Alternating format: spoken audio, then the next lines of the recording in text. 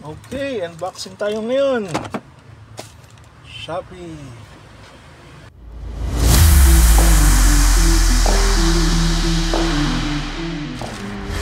Ta-ta-ta. Keyless car entry. Lagyan natin ng keyless entry Terrano. Yun. Okay. There we go. That's good. Subukan natin. This goes to the power.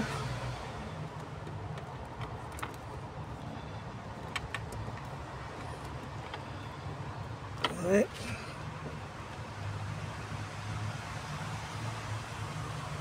This goes to the ground.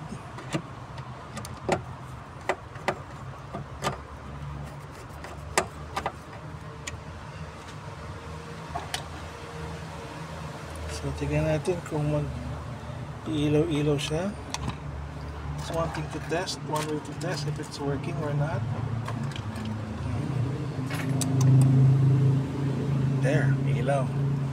So, we're good to go. Then, test natin ngayon kung nagana si actuator. Ano nga gamitin natin na ano? Positive, positive, negative, negative. Okay. Nasa actuator.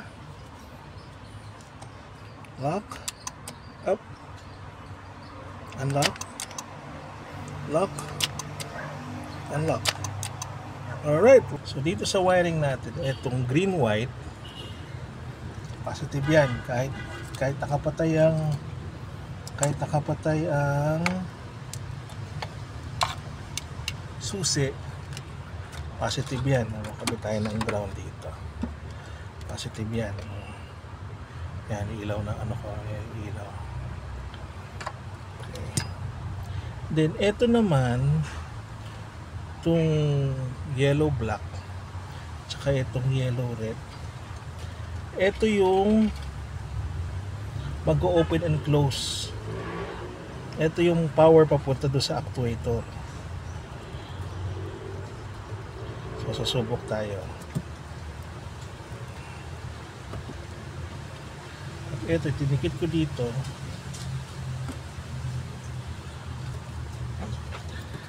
Sa negative ay may negative ako. So, negative, didikit ko dito. Hindi ko didikit.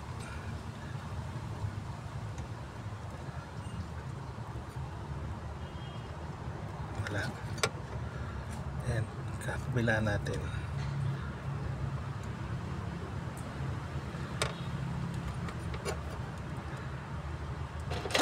Ayan, no? Bumukas. Tapos pagkabila naman siya,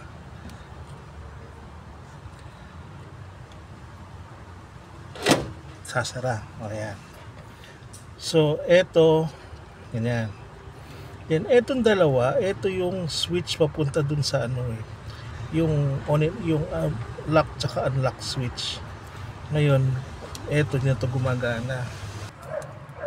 So eto, tape na natin dito.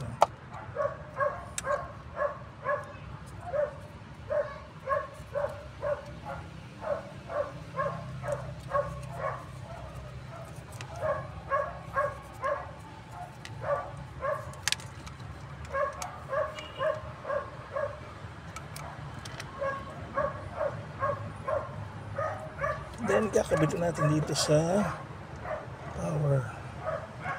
Ayan.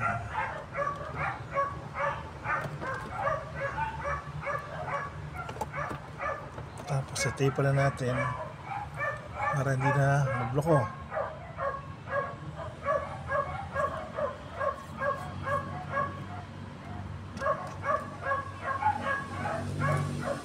Para hindi na tayo pasakasakaling mag-short man siya, hindi na makasira ng pag-shortan.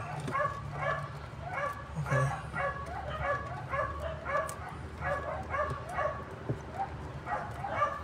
There we go.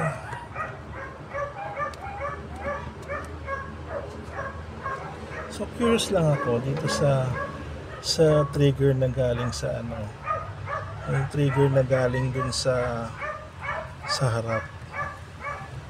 Okay.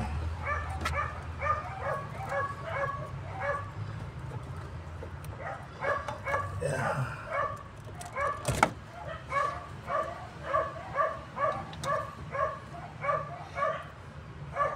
So kuha tayo ng wire kabit sa ground. Curious lang naman, curiosity killed the cat. Daming aso. So pag ito gin-round mo siya, wala. Dapat pala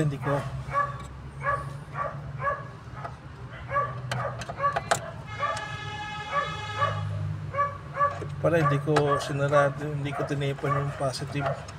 Gagamitin pala natin pang testing. Sige, ito na lang gamitin natin.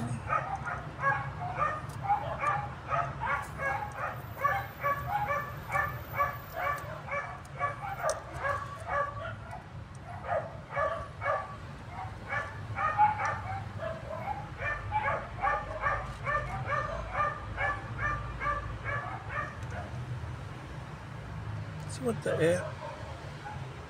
Can I burn that? No.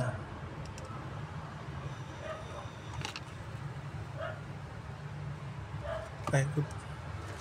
So pag ito nilagay natin dito, sana yun? Huwag mo ng power, wala, no? Doesn't do anything.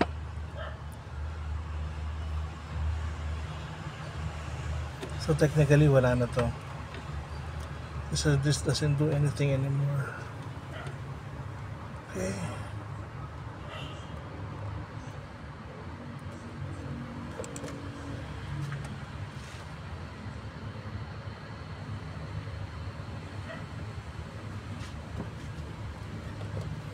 Or is it kailangan naka plus minus siya?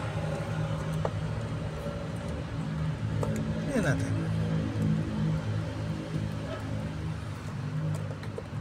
Buksan natin ito.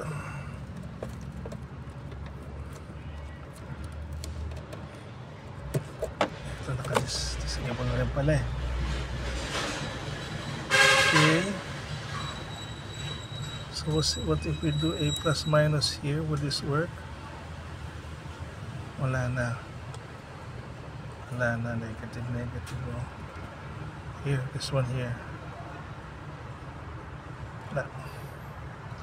So this is technically dead. May power pa naman tayo.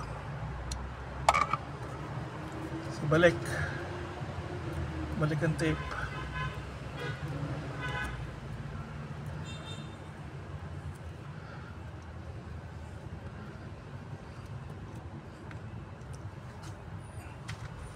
Pero balik pa rin natin to para existing na wiring niya yan eh.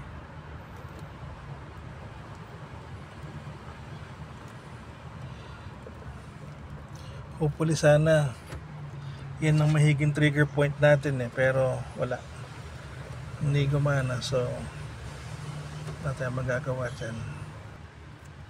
And we tape it off.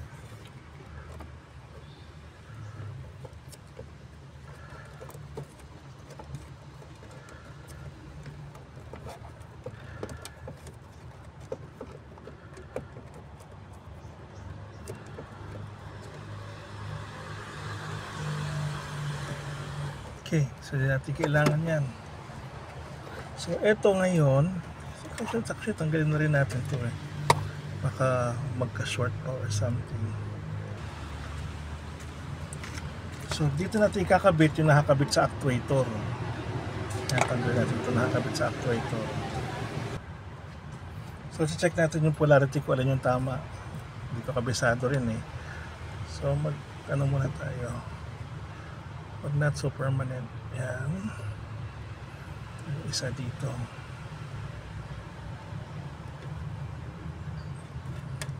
So susubok tayo. Unlock. Lock. Yan, tama. Unlock. Yan. So titignan nyo yung ano. Titignan niyo yung, ayun, yung door lock ko doon. Lock. Unlock. Ayan. So, technically, tama yung ating wiring, which is good. So, etong black-white, doon siya sa, yung white-black, doon siya sa yellow-black. Etong plain white lang, dito siya sa yellow-red. Sige, permanente na natin to. Technically, yung tatlo lang yung kailangan nating connection para dito sa dito sa ating window riser. So technically gumagana siya. Lock, lock, unlock. Yan. Okay, balutin natin to. Balutin mo ako ng liwanag ng iyong para pagmamahal. Save na tayo, malinis na. Ayan. So mamaya babalutin din natin itong ano.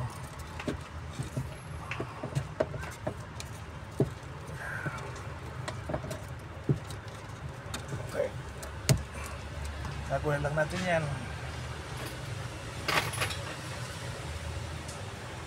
So next naman, dito tayo sa yung sa riser, sa door riser.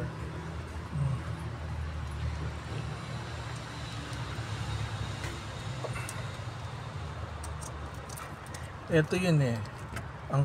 Sorry, nasarado ko na. Pero ano siya, green yellow. Ayan tayo ngayon.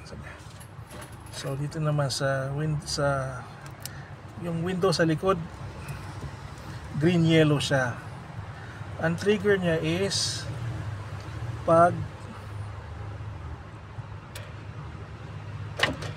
ayan o, bukas yung bintana. Ayan.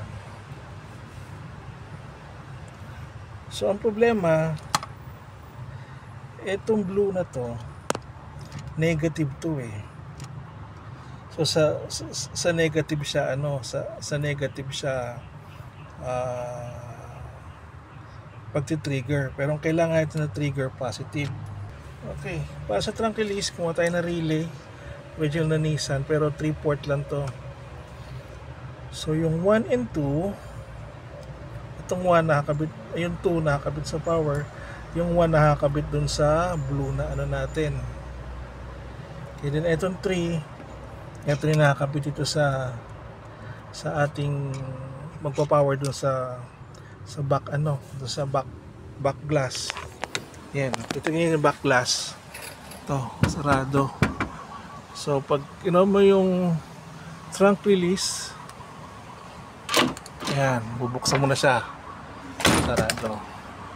Yan, trunk release, kita mo yung actuator gagana. Trunk release. Ito. Yan. So bukas na yan. Alright. So technically, hulog ang ating ilaw. Alright. So naayos na natin yung wiring. Unfortunately, nasira agad yung ilaw. So sa ginawa natin, sa actuator, wala naman tayong binago na wiring. So lahat ng mga pinto, nag-lock siya, nag-unlock. So kompleto naman lahat. Meron lang akong konting tin weekend dun sa harap. So meron lang akong mga wire doon kasi yung nasa harap hindi naman actually actuator yun eh. Parang switch lang siya. So anyway, yun lang. Then hindi na natin kinabit yung sa sa back door nakabit natin, sa pinto nakabit natin. Yung ilaw, nasira agad eh. Pero yung sa pero pa yun yung sa ACC. Nasaan na ba yung manual? Yung sa ACC na para pag on ng ACC, magla-lock siya. Yun, lalatagan ko pa ng linya. magmula likod hanggang labas. Pero other than that, working na siya. So naibalot na natin na maayos. Kapit na natin. Ayan po.